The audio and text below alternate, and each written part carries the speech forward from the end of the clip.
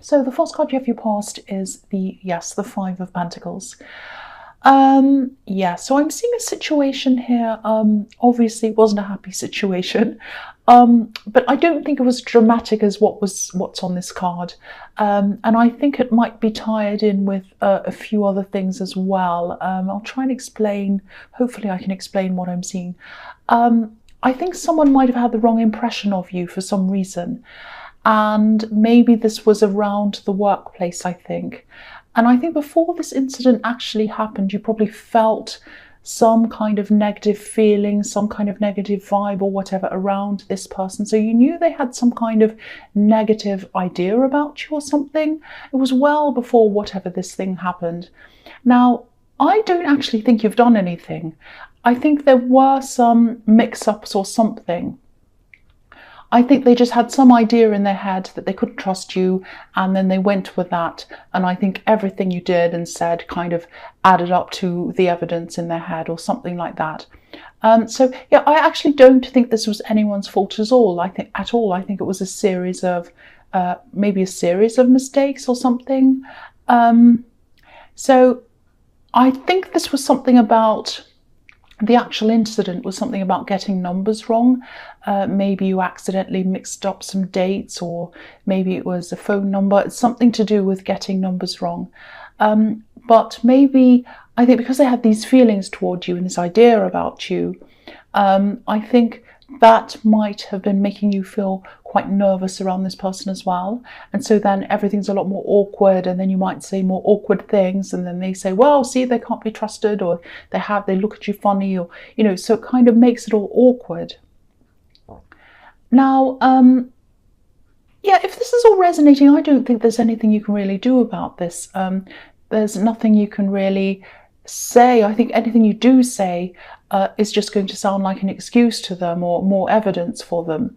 And, you know, you don't have to justify yourself to them anyway. I don't think they're in authority. I don't think there's anything like that. They're not a boss. I'm not seeing that. I'm actually seeing they're probably your equal. So, excuse me, just try to be, try to be business-like, civil and polite, and then kind of avoid them as much as you can. Don't kind of really bother with them, because I don't think there's anything you can do. So the next card you have your past is the Queen of Swords. So yeah, this is the same situation again, I think. You're not used to people seeing you like this. You know, you're a friendly person, you're easygoing. You probably tried to talk to them a few times and tried to kind of lighten things up and say things, because, you know, you didn't want an atmosphere, and that's understandable. But they weren't having any of that. They just had their sword up like this queen. So again, stop trying if that's what you're doing. If you're still trying, stop trying. You know, do you want to be friends with someone who's unforgiving and rigid and difficult and all of that? No, you don't. Well, I wouldn't want to be. So, you know, again, be polite, be businesslike. Just try not to let this affect you. Try to move on as much as you possibly can. One thing I'm seeing here is that I don't want you to think I'm telling you off. I'm not. But I am seeing that you do give off some mixed messages to people sometimes. You're not as clear as you should be in your communication. And I think sometimes people aren't sure quite what you mean or what your decision is, or, you know, there's a lot of uncertainty about the way you communicate sometimes. I think in this situation, I'm not seeing anyone being at fault at all, but I think generally maybe your communication might be, it might be something you might need to work on, specifically being 100% clear on, you know, what's going to happen and when and times and things. I think you can create confusion sometimes, so just be mindful of that. If that resonates with you. I don't mean for this to sound like a work appraisal. I really don't, I'm sorry. So the last card you have your past is the Knight of Cups. So yeah, this is really positive actually. I'm seeing some positivity in this card. You know, especially when it comes to love, there's some love positivity here. I think there's also a bit of hesitation here because that's what happens in this card. But I do think someone really loves you. They're a little bit unsure of some things, but I don't think that's anything to do with you. I think it might have a little bit, it might have something to do with communication, but because I'm just getting this feeling that your partner or this love connection or whoever feels as if they need a little bit more from you. I don't think it's love. I think they might need some kind of gesture or something concrete. I hope that makes sense. I don't know. I know that sounds a bit confusing. Because I'm also seeing family around this. So maybe there's some family pressure around them to make this relationship official. That might be what it is. Or it might be that this family might want you to go along with tradition. It's something like that. And, you know, I don't want to go against anyone's traditions. That's completely, everyone has a right to, you know, believe and do whatever they want. But I think some of this tradition might be partly for show. Because if you look at this knight, he's beautifully dressed and everything's beautifully decorated. And it looks as if he could be in some kind of procession. Maybe even a wedding procession or something like that. So I'm not sure whether your partner 100% agrees that you should do whatever this traditional thing is. But a part of them, I think, does want that as well, because they were brought up in that. So I think a part of them would kind of like to see that. But then the other part of them's like, no, I'm myself. I'm not really a part of that. So it's kind of, I don't know if they come from a different background or a different country or some kind of different tradition to you. It's something like that. And I am getting the feeling that they are caught in between two kind of traditions. You know, it's like they want to keep their family happy, but they also want to be themselves. And they also don't want to force you into anything either. So there's all of that kind of thing going on there. And there is love here. There really is. So I think some kind of compromise could probably be made eventually. I think it does need to be talked about. Because I'm not seeing this family pressure going away on its own. I think there's going to have to be some kind of discussion about this. That's what I'm seeing in that card. I hope that makes sense. I know that was specific. So the first card you have here present is Justice. Yeah, so again, this can be the marriage card. So maybe it is, maybe this is about pressure to get married, or it might be about pressure to be married in a certain way. It might be in pressure to get married in a church, or it might be pressure to get married under a kind of a certain tradition, some certain way. And also this card is about opposing sides. So I think your partner, whoever this is, does see their family as one side and you and them as a couple or something, whatever else, as the other side. So traditions on one side and whatever else is on the other side. And I'm not seeing any big arguments here, but again, this is about two different kinds of outlooks, one on each side. So yeah, there's that again. I'm just seeing that. So that's going to have to be resolved in some way, because justice is all about bringing things to justice, you know, when the judge concludes something. So there has to be some talks on both sides and some conclusion at some time.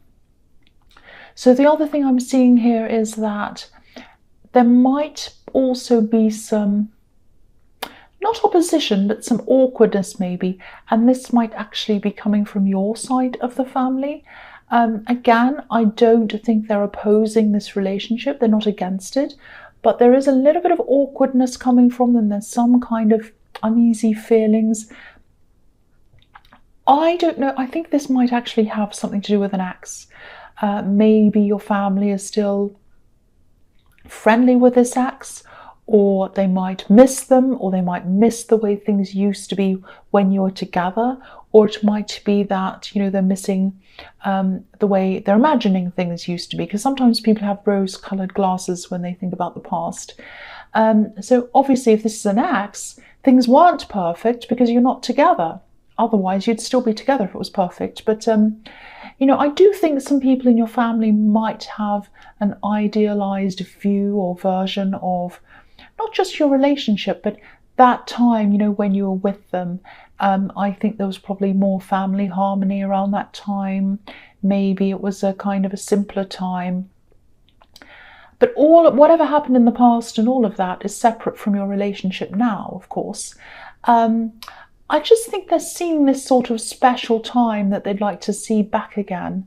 And it's not going to come back again. You can't go back to the past. So they're just going to have to adjust to this. There's a lot of adjusting that has to do around families in this reading everywhere here. So a lot of kind of getting used to what the normal is and adjusting to that. So the next card you have your present is the Hanged Man. So again, if you are with this person, if this is a relationship that I'm seeing, and I'm seeing it everywhere, so I'm sorry, single people, I'm just seeing this relationship situation. This is showing me that you are going to grow together with this person. I'm seeing that everywhere here. So if you're in the middle of all these problems and all this pressure and all this kind of thing, just hang in there, because whatever happens, I can see that you're both strong people. I can see you've been through a lot to get to where you are now. So just try to relax as much as you can around this. And, I'm looking at this tree, and it's shaped in the letter T. Or it's in the shape of a letter T, I should say. So the letter T can symbolize a lot of things. It can symbolize strength, being in the middle, negotiating, helping people. So I think you're going to have to sort of be the middleman in this, if that makes sense. You'll be the one trying to get everyone to a place where things are more settled. So you're kind of at the center of all of this.